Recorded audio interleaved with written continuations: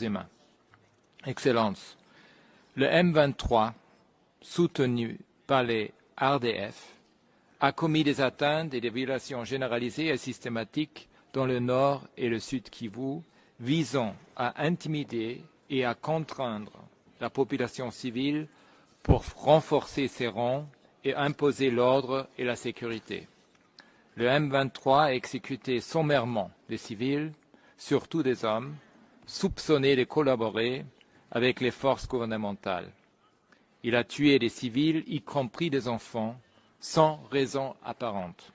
En juillet, des membres du M23 ainsi que des soldats présumés des RDF et des civils armés de machettes ont massacré des centaines de personnes, principalement des membres de la communauté Hutu, dans 4 villages au Rutshuru.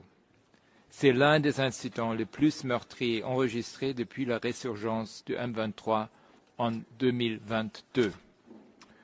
Au cours d'opérations de ratissage quasi quotidiennes, le M23 a systématiquement enlevé et détenu des milliers de personnes.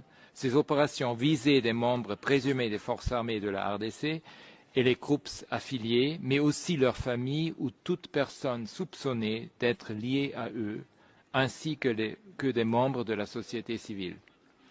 Mon équipe a aussi confirmé que le M23 a commis des actes de torture et de mauvais traitements, y compris des violences sexuelles contre les détenus.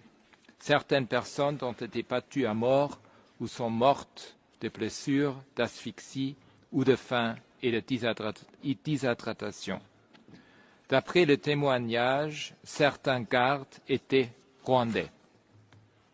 Des milliers de civils, dont des enfants, ont ensuite été envoyés dans des camps dits d'entraînement où ils ont été soumis au travail forcé, à la servitude militaire et à d'autres formes de torture et de mauvais traitements.